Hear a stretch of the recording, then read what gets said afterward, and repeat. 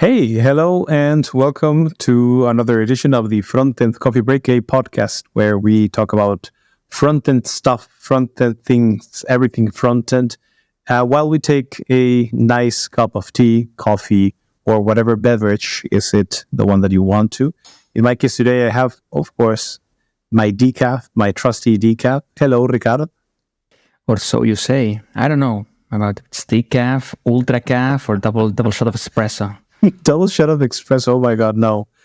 No. We usually record this at the hours that we record this. I cannot take a double shot of espresso. I mean, it wouldn't just maybe I wouldn't be too completely like shaking, but it would be a little bit of unsettling. Not as unsettling as if I took a lot of sugar. That does affect me. Anyhow, thank you for joining. This is episode 33. I mean, it's been quite a ride. I mean, we're already up to the 33rd episode, and today we have an interesting topic that we've discussed a little bit of this, a little bit of that around the different coffee breaks. But today we're going to go in a little bit deeper. And I know that, for example, you should be a bit of an expert in this, Ricardo, as the project that you have is a well-oiled machine. But today's episode is how to write quality code and maintainable code, quality and maintainable code. Basically, we're going to go through a few of the different recommendations on how to make sure that your code has high quality and the benefits of investing in it. Now, we can begin at just talking about what code quality and maintainability is. I don't know if you would like to discuss this and tell us a little bit of what, in your mind, in your own words. We don't have to go through the Wikipedia. I mean, people can just go there and take a look what officially it is. But for you, what is code quality? How would you describe a quality code, and how would you describe a maintainable code? What would be the opposite It's for you? such an open question, Chucho. It is. Because there's so many dimensions, right? Mm-hmm. You could, one of the first things probably I think about is readability. Like when you open a file and you can quickly read through the code and understand stuff, right? But then again, that has multiple dimensions too. It means whatever, comments, function names, how deeply nested the stuff is. We'll talk about it later, but it's just so big in terms of what does it mean quality code. I mean, you could also have perfectly readable code that is not performant, right? Because maybe it's loops inside loops. It's not performant, but you can read it. So it's complicated. Yeah. But in the end, it's that you can quality code would be code that is basically easy to work with. That would be, for example, for me, my main definition of what is quality code. Code that works efficiently, but that it's easy to work with. Because, code is not, when we're developing, and this is something that I remember, a lesson that I had many decades ago at school, and they were telling us, between 40 and 80% of a project's life cycle is maintenance. You usually, the least amount, I remember back then they told me 20% or 30% was at most what the time in the life cycle of a software that you invest in creating it. But after you've created it, you go into maintenance, and it's between 40 to up to 80% of the project's life cycle is maintainability. So this means that you're going to be basically maintaining already written code for most of the project's time. So you better have code that it's maintainable for sure. What is your experience in this? No, sorry. I'm with you. We've all been there where we've inherited a legacy project, an old project, and you're like, oh my goodness, what is this code base, right? Because maybe there was no style guide, no way of prettifying the files, no ESLint in place, no linting, whatever it is, the language we're talking about. In our cases, HTML, CSS, and JavaScript. And you say, wow, now I'm going to burn it to the ground and start from scratch. But how to avoid that? How to make it like so other people can maintain it, so other people can be onboarded easily? How can you contribute easy to a code base, as you said, because it has quality, it's easy to understand, it's easily organized, so many dimensions. I love what you just said, and this is something that I've seen a lot, especially, for example, I've seen it a lot of the times with more junior developers. I know we talk a lot about this, but it's true. I mean, it's depending on which part of your development career you are, you do more of one thing, more of another, and this is something that I usually see in a lot of juniors, but I also see it in other grades, and that is that people would see a code, and instead of changing it, updating it, maintaining it, they just as you said, they trash it away and say, this doesn't work, I'll do it from scratch. And this could be because of two reasons. The code is not well done, it's not maintainable, it's not good quality code, or because they don't really understand. And that's what I usually see in juniors. If you write too complex code, which, I mean, it's nice to write complex code, but it's maybe not maintainable for all grades, then they're just going to be lost and going to try to do it again. I've seen in my projects, I don't know what's your experience, but in my projects, I've seen people writing a piece of code and me reviewing it. It's like, why did you rewrite it completely? You just needed to do a few changes. And basically they're like, oh, well, I didn't know how to do it. Yeah, and the classic one-liner that it's super performant. It looks even like minified or uglified, but somebody wrote it, and you don't have to do that. I think there are tools for that, right? The CI/CD, Webpacks, whatever you're using to bundle your JavaScripts, it's going to take care for you. You don't have to write minified code. So I appreciate even though you have, I don't know, higher order functions like filters and maps and arrays, when you have all in one line, couldn't you just create your callback function with a nice name, have your own variables? I mean, it doesn't really matter. You're not taking away performance because you're creating a function. In the end, Webpack is going to do it in one line anyway, so it doesn't really affect you. So yeah, I appreciate like function names to be long. Again, thumbs up. The function names, again, if you write a big ass function name, it doesn't really matter. It's going to be uglified to XA or just one letter. Yeah. Comments, right? I mean, if it's really complex, you can add some comments to enhance your implementation, to maybe to explain the business logic behind it. Why would you do this way? Not in terms of I'm looping this and then you do a loop. I am now resetting a function, and not things like that, but more the business behind it. Why would we do this? Because maybe there's an API behind it, or there's some sort of requirement we don't know about. So comments, I'm in favor. Long function names, long variable names. Yeah. I love what you said, the typical one-liner. It's like, it's nice that you write a very beautiful code, let's say, or complex code, but if it's not maintainable, it's not really useful. But so to move on from this part of the conversation, why it's important, most of the time, and this is, I guess, the biggest investment, most of the time of the life cycle of the software is going to be maintainable, and the maintenance. You're not going to have the same people all the time. So the better the code is, the more maintainable the code is that means that more people can actually work on it. So you can rotate people out, because sometimes you put the people that know about the business first, they do it, and then they move along to the next project. The better the code is, the more maintainable. It's going to be less time, less effort spending in doing changes. It reduces technical debt, which this just increases the complexity of the code. It improves long-term success because you're going to be able to deliver what you need to deliver on time. You have less defects as well because it's easy to find them, to understand them. And it's also, you're going to have a much faster implementation. It will be the reasons why writing good quality code and maintainable code specifically is important. I have a motto, and I always say the first thing you need to, when you're coding, you should first write maintainable code, that it should be maintainable. That's the topmost. And the second option is that it is well done and it's readable. And the third one would be that it's efficient, unless, of course, the project needs high efficiency. Let's talk maintainable. You mentioned already a few times maintainable.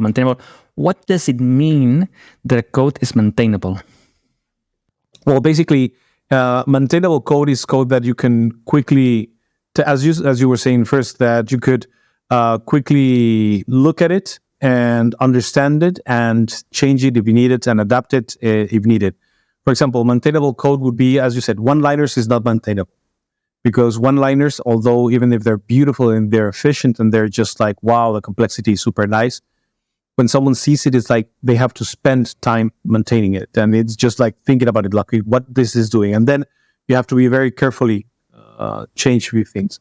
Maintainable code would be code that, as I said, easy to read, easy to understand, and therefore easy to change. That would be my metrics for maintainable code. I don't know. How would you say that? Yeah, definitely. One thing that comes to mind, usually when I see it in pull requests, is when, for instance, they have a variable that is called, for instance, is valid, right? And people write an if clause and they say if negation, exclamation mark, is valid, and then they do something, and then they do else. So your brain has to read the variable name is valid, but it's negated, so it's not valid. Then you have the else. So it's like one small thing that is have like positive statements like if is valid do something, else means it's not valid. But not do exactly. If is not valid, do something, and then else, which means is valid. Things like that, readable, make it, and the brain doesn't have to process too much. It's just, I read, I understand. And usually this, for example, this either happens because when they were creating the code initially, most likely it was only an if it is not valid. That's it. There was not else. And then when they maintained the code, they came over and said, okay, I'm going to, I need to add the else, and there you go. And when you should actually swap it completely, it's like, oh, if is valid, the new code, else, the old code. Correct. And so there's when you're refactoring code, or when you're adding additional functionality, you have to take these things into account. Other ways of determining if a code is maintainable is if it's simple. So say if it's consistent, that means that you're going to see the same type of or same style of coding around the functions. You're going to see in one class, maybe if you're working with classes, and then you go to the other class and it's going to have the same structure, it's going to follow the same principles and such. Then when code is modular, it's also more maintainable because you can swap things from one place to another. It's like, oh, you take this code from here to there. And well, it's also, if it's scalable, if you know that you can easily make it grow. So those would be ways to determine how code is maintainable. Yeah, I'm totally with you. I mean, I think it was last week where we found this piece of code in the code base that it was not modular or not, how do you say it, plug and play, because there was a logic that was very tied to specific business need, and rather than having the original developer having like a plugin that you could just say, hey, plug this into this component or the other component, they just made it all work together in one use case. And now there was a second use case, and of course it didn't work because it was too tied to the component A, and didn't work with component B. So making your functions, or let's say a carousel or an overlay, a lightbox thing, don't tie it to the component, but make a plugin that can be easily be initialized from A, B, C. You just pass some configuration to the lightbox, and it works, right? And that's one way to do modular code. No? Yes, low coupling components. In the end, when you're working with components, you have to make sure that they're components and that they work on their own, they make sense on their own, and you don't need to tie them up to other components, because if you do this, as you said, if you remove one, it's going to break other things, and those things should not happen. There's a lot of guides that you can find for quality code, and yeah, that's that that's is the way to go. I also like what you said about simple. It's not clear what it means simple, but when you see a file or a function that has 300 lines, you're like, no, that smells funny. When you have a function so long, could you split it in different functions? Could we have pure functions? We have 3 functions that really passing the same input all the time. We'll have always the same output, no side effects. Try to have that rather than a big chunk of stuff that does the manipulation, calculations, and everything. No, just differentiate what's pure logic from dummy manipulation and have it well organized. So you can reuse it as well, right? Reusability. It's also important. So metrics to determine if your code is maintainable, if your code has quality, is, as we were mentioning, you can see how easy it's extendable, how maintainable, how readable, if it's clear, well documented, well tested, and if it's also efficient. I mean, this is our ways to determine code quality.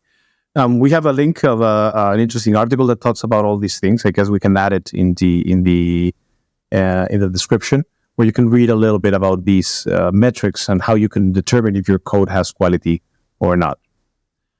Now, how about some of the common pitfalls of when you're trying to do, or before we do this, should we go on recommendations on how to write quality code, or should we go immediately for the pitfalls? Pitfalls, sure. Okay, so usually when you're writing your code, some of the common pitfalls that I've seen me fall in and other people fall in is, for example, when you write, and we've repeated this through today's program, complex or elegant or efficient code, and instead of more readable code. I've been there. I've done one-liners because it's like, oh, this is super simple. Of course, I understand it. This is super nice, or do very complex functions that work super nice, but in the end, they are just complex to maintain and very hard to read, especially even for the same person. You know, if I come back months later and I see it, it's like, what was I thinking? It happens all the time, no? When you go to your Git repository and you see the line, the Git blame, you see your name. Oh, it was me all these months ago.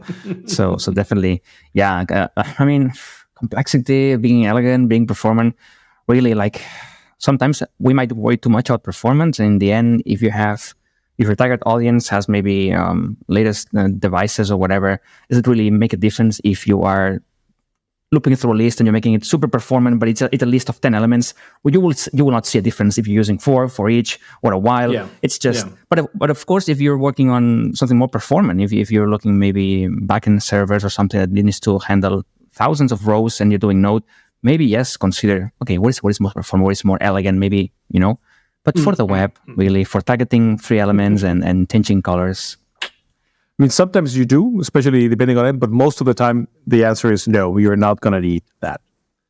Another common pitfall is over-engineering, when you add unnecessary complexity, just because, well, I don't know, maybe we'll need it in the future. Maybe we're going to need this function here. Maybe we're going to need this feature. And it's like, oh, I'm preparing for the future. It's like, really? I mean, sometimes it's just what you just need to write. It's nice to have an idea.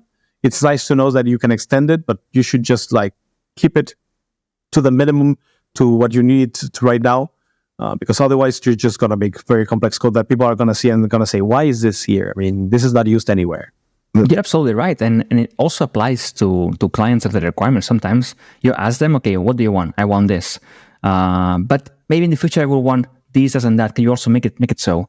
But you don't need it now. Let's not do it now. Let's make it small, fast. Let's iterate in the future, right? And the same with the code. I think it's a little bit fine to think of different use cases, but you don't have to actually, okay, let me add 5 more parameters just in case eventually I need to pass it to, no. Whenever you need it, you refactor it and you do it, but not right now. So yeah. Yeah. Then we have the typical hard coding values. I mean, that's not a good practice. It's a no-no. It's a no-no.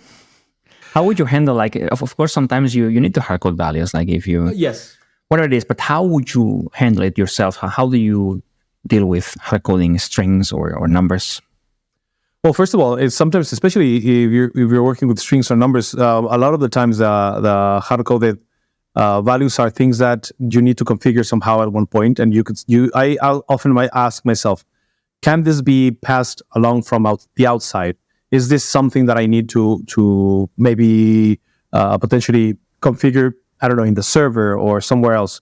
And the answer is yes. Sorry. Then through parameters. Usually, the objects the components that you create, they have parameters, and that's instead of adding the information right there. It's like, oh, because this is the message that it says all the time. It's like, yeah, right now, but maybe you should be careful with this kind of things. Of course, here there's an interesting balance between over-engineering and doing this kind of things, like avoiding hard coding.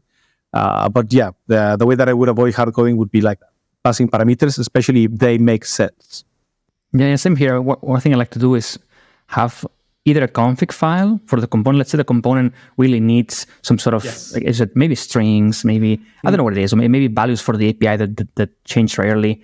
Rather than have them in my logic, in my functions, I would just create an object in a different file called whatever config, right? And then if I need to change that, I don't have to relearn the logic. I don't have to look for the code. Okay, when I need to change this, how many times? I change it one time in the configuration. Maybe it's, I don't know, value for API equals 3. Then I change it to 4. We're done, right? So yeah, having well maintained like objects configs, that's one way to avoid. Then we have what you've been mentioning a long time. Common pitfall is people naming their variables X, Y, Z, A, B, C. Oh my goodness. There's a few instances in which this is acceptable. Like, for example, if you're for looping with an I usually use I. For loop I, when it's just a counter index. Yeah. That's it. Yeah. But you should not economize with variable names and variable functions. Do you have any specific pattern that you follow when you're renaming your variables or your functions? I mean, usually it's about context, right? I mean, if I'm, for instance, querying items, whatever, in I don't know, card movies in a page, then if I loop through them, I will not call it element. I would call it card. I would call it movie. I would call it something that it gives you context and meaning to what you're doing, right? I mean, I'm looping through the movies, right? And then when you go through that, and maybe I'm gonna query select the name of the cast, then I will not say footer. I will say cast, right? Something that it's meaningful, so you can identify quickly what we're talking about. And yeah, don't be afraid to have long function names, right? And follow your patterns. I mean, as I said before, I think with your consistency, try to throughout the project. If you're doing this sort of naming, keep it throughout the project. In one project, I remember that we had a discussion with the front-end team talking about how we would name the naming convention of the variables. And we ended up, because that project needed it, we ended up adding, I was going to say postfix, but no, we have the prefix and then we have the at the end. Post CSS?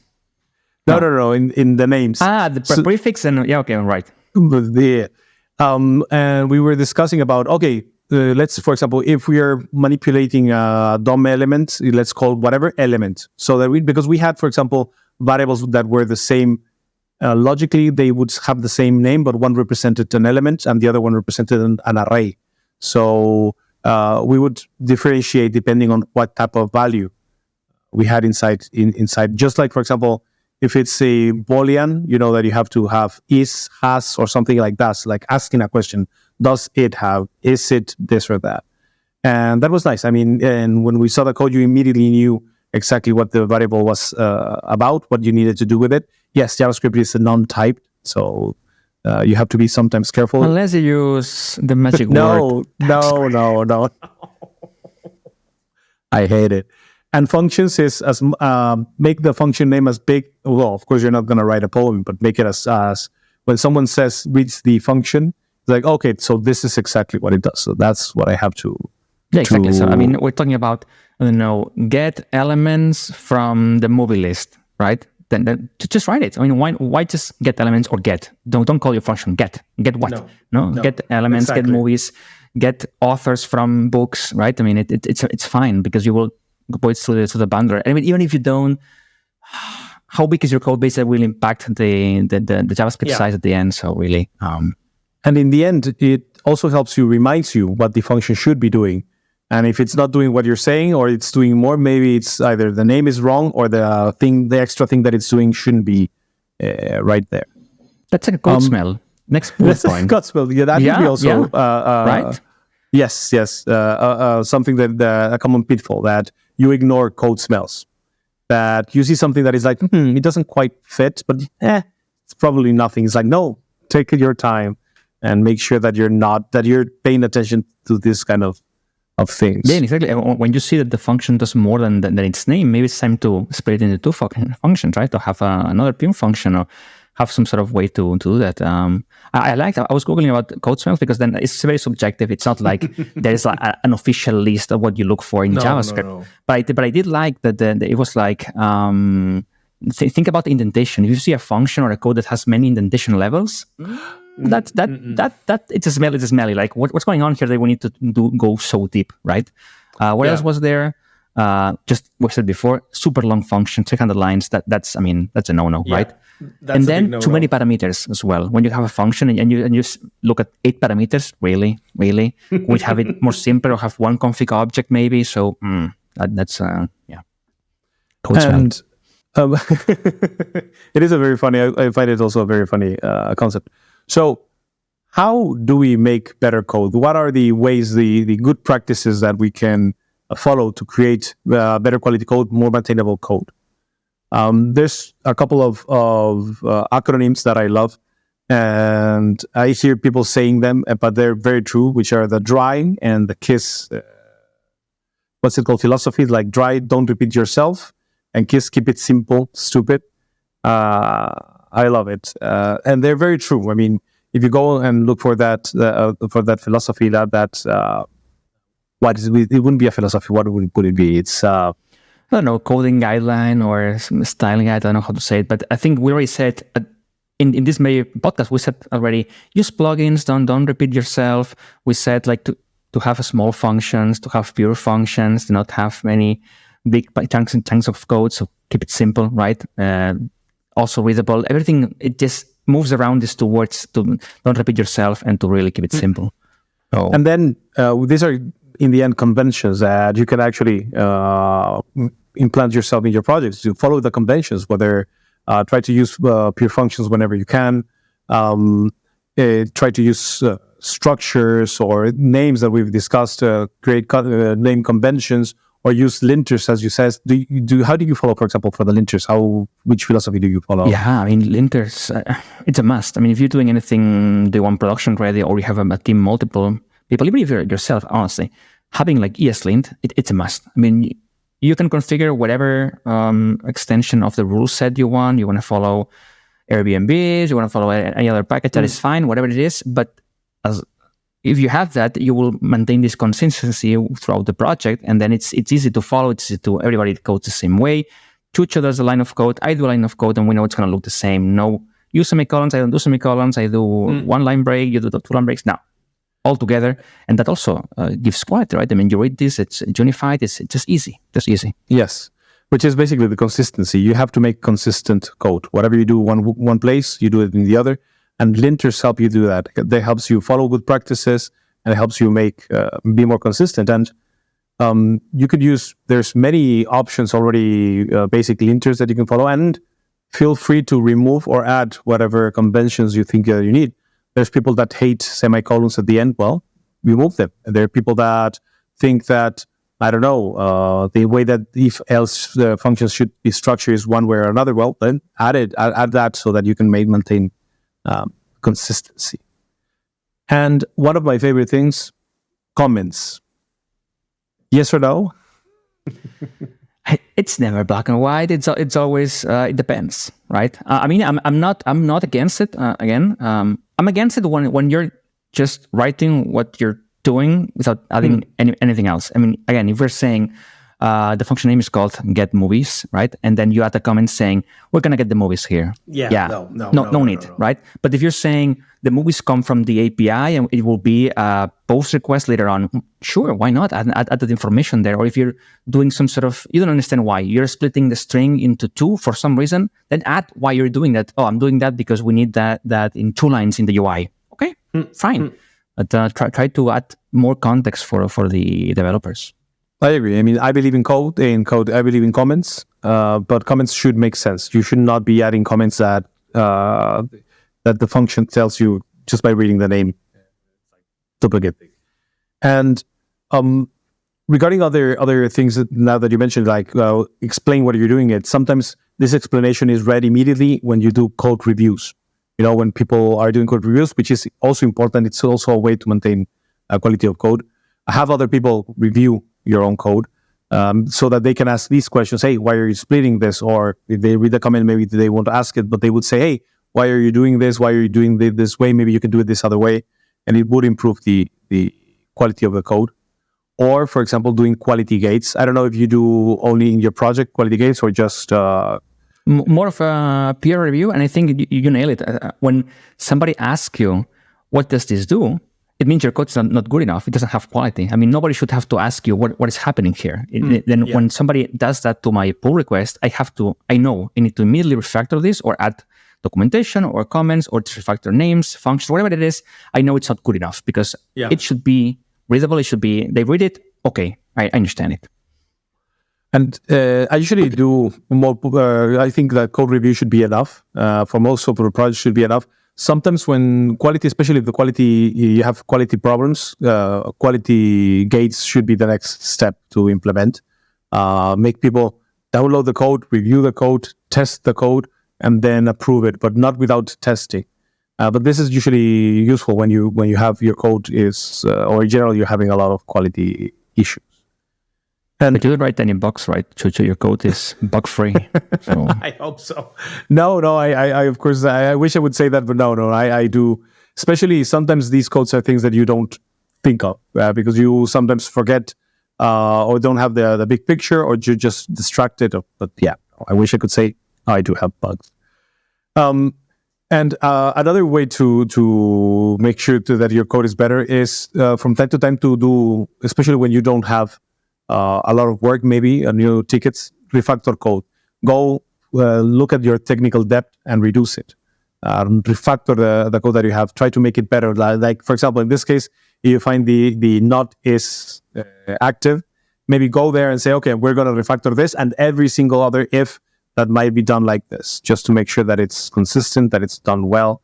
And the refactoring, I think that this is something that whenever you don't have additional work, you should be doing. Like, go ahead. It's part of the software lifecycle again. It goes against what NASA does with the rockets. If that's broken, don't fix it because it's so dangerous and so. But in our case, we're doing software for websites. I think it just makes sense, especially when we have the browsers ship so many new features that might reduce also the code base. I remember, I don't know, when we had the optional chaining, right, for JavaScript, it takes away so much of the clutter in the if clause. If this and if this dot this and if this dot, now it's just one line with question marks.